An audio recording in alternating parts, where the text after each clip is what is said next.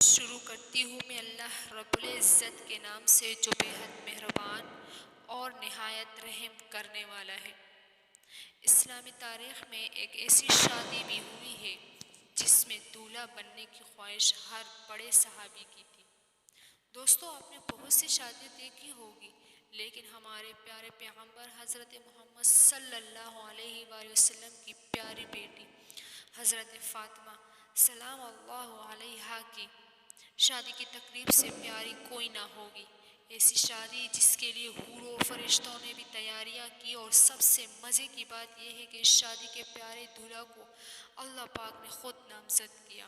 خدا کی قسم، دنیا بھر میں ایسی کوئی شادی نہ گزری ہوگی۔ سیدہ فاطمہ طاہرہ باقرہ عابدہ جب عہد طفولیت سے سن بلوغت کو پہنچی تو آپ کا رشتہ لے کر بہت سے جلیل القدر صحابہ حضور پاک صلی اللہ علیہ وآلہ وسلم کے پاس تشریف لائے، لیکن حضور نے سبھی کو یہی جواب دیا: مجھے اس معاملے میں اللہ پاک کے حکم کا انتظار ہے۔ کچھ ماہ بعد حضرت عبد الرحمن بن عوف اور دیگر کچھ صحابہ نے شیر خدا حضرت علی کو مشورہ دیا کہ اے علی، اب آپ بھی جائیں۔ سب کو انکار ہو چکا ہے، لیکن جو آپ کی نسبت نبی پاک صلی اللہ علیہ وآلہ وسلم کے ساتھ ہے وہ کسی اور کی نہیں تھی۔ حضرت علی رضی اللہ تعالیٰ عنہ رسول صلی اللہ علیہ وآلہ وسلم کی خدمت میں گئے کہ اتنی دیر میں اللہ کے محبوب نے فرمایا: اے علی، آج تمہارا آنا کیا فاطمہ کے رشتے کے لیے ہے؟ تو حضرت علی نظریں جھکا کر فرمانے لگے: جی یا رسول اللہ صلی اللہ علیہ وآلہ وسلم۔ آپ صلی اللہ علیہ وآلہ وسلم نے فرمایا کہ مجھے جبرائیل نے پہلے ہی خبر دے دی۔ آپ علیہ السلام نے ان کی درخواست قبول فرمائی اور ارشاد فرمایا: اے علی، گھریلو ضروریات کی کوئی چیز تمہارے پاس ہے جسے تم وسیلہ بناؤ؟ حضرت علی نے فرمایا: میرے پاس ایک تلوار اور ایک اونٹ اور ایک ذرہ ہے۔ حضرت حضور علیہ السلام نے فرمایا: تلوار کی تمہیں ضرورت ہے، ہر وقت جہاد کے لیے تیار رہتے ہو، اور اونٹ تمہاری سواری کے لیے ہے، وہ بھی ضروری ہے۔ میں تیری طرف سے ذرے پر اکتفا کرتا ہوں۔ اور اے علی، تجھے بشارت ہو کہ اللہ نے تیرا اور فاطمہ کا نکاح آسمان میں باندھ دیا ہے۔ مجھے اللہ تعالیٰ کی طرف سے حکم ہوا ہے کہ میں بھی سب کے سامنے تمہارا اور فاطمہ کا نکاح پڑھا دوں۔ اس طرح رسول اللہ صلی اللہ علیہ وآلہ وسلم نے حضرت علی رضی اللہ تعالیٰ عنہ کا نکاح پڑھا دیا۔ جب حضرت فاطمہ کی رخصتی کا وقت آیا تو حضور صلی اللہ علیہ وآلہ وسلم کے پاس تمام ازواج مطہرات جمع تھیں۔ انہوں نے حضور صلی اللہ علیہ وآلہ وسلم کے ساتھ حضرت امیز باتیں شروع کر دی۔ حضرت ام سلمہ رضی اللہ تعالیٰ عنہ نے حضرت خدیجہ رضی اللہ تعالیٰ عنہ کا تذکرہ کیا اور فرمانے لگی کہ حضرت خدیجہ اگر آج زندہ ہوتی تو فاطمہ کے متعلق ہمیں کوئی پریشانی نہ ہوتی اور ہماری آنکھیں روشن ہوتی۔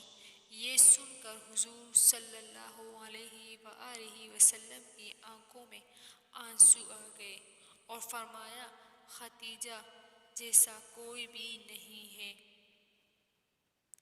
اس نے اس وقت میری تصدیق کی جب سب لوگوں نے تکذیب کی۔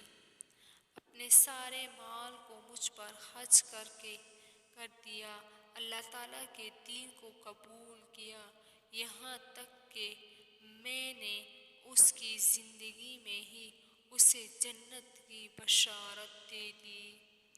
نبی کریم صلی اللہ علیہ وآلہ وسلم نے ہجرت کے دوسرے سال پہلی ذی الحجہ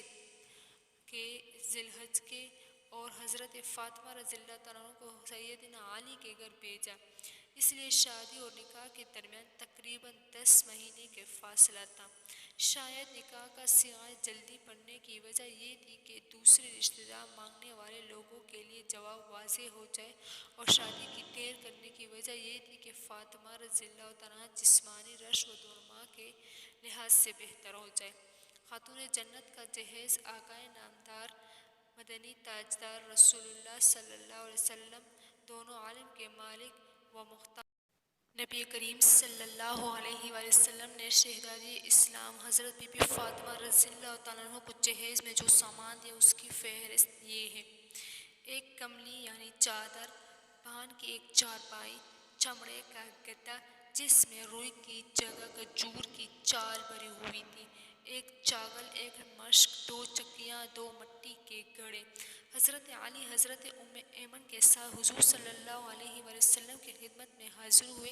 حضرت علی فرماتے ہیں کہ حضور صلی اللہ علیہ وسلم نے مجھ سے پوچھا کہ تم زوجہ کے ساتھ رہنا چاہتے ہو؟ میں نے عرض کی جی یا رسول اللہ۔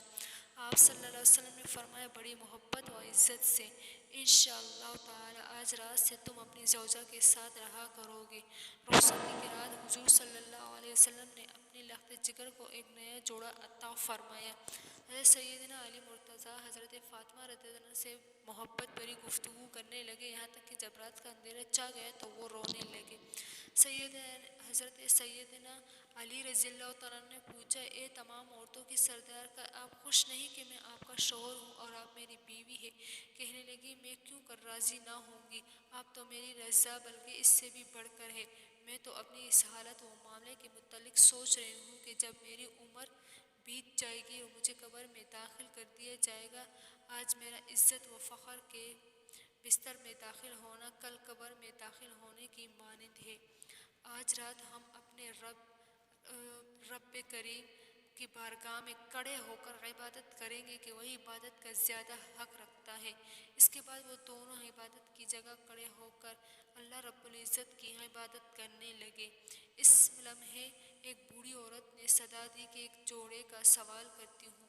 حضرت فاطمہ نے یہ سنا تو آپ قرآن کی آیت یاد آ گئی کہ تم ہرگز نیکی کی منزل تک نہیں پہنچ سکتے جب تک کہ اپنے محبوب چیزوں میں سے راہ خدا میں انفاق نہ کرو، یعنی خرچ نہ کرو۔ آپ نے شب زفاف میں ایک ہی اپنا شادی والا جوڑا جو حضور صلی اللہ علیہ وسلم نے انہیں دیا تھا اس بڑھیا سائل کو دے دیا۔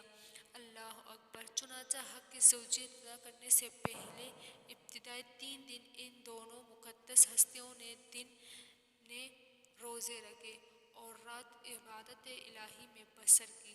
شادی کے کچھ ہی عرصے بعد نبی پاک صلی اللہ علیہ وسلم حضرت فاطمہ سلام اللہ علیہا کی جدائی اور دوری کی وجہ سے پریشان رہنے لگے۔ اس لیے سوچا کہ بیٹی اور داماد کو گھر میں ہی جگہ دے دی جائے۔ حضرت حارث بن نعمان رضی اللہ تعالیٰ عنہ کے جلیل القدر صحابی تھے۔ جب ان کو اس بات کا پتہ چلا کہ حضور صلی اللہ علیہ وسلم کے پاس آئے، کہا خدا کی قسم میں چاہتا ہوں کہ میرے جو گھر آپ کے ساتھ ہے وہ آپ لے لیں۔ حضور صلی اللہ علیہ وسلم نے فرمانے لگے اللہ تمہیں اس کا اجر دے۔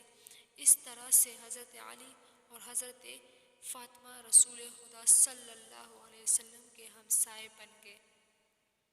معزز سامعین کرام، امید کرتی ہوں کہ آپ کو آج کی ویڈیو پسند آئی ہوگی۔ پلیز اگر آپ کو ویڈیو پسند آئی ہے تو اس ویڈیو کو لائک کیجیے، چینل کو سبسکرائب کیجیے اور اس ویڈیو کو زیادہ سے زیادہ شیئر ضرور کیجیے۔ جزاکم اللہ خیر فی الدنیا والآخرہ۔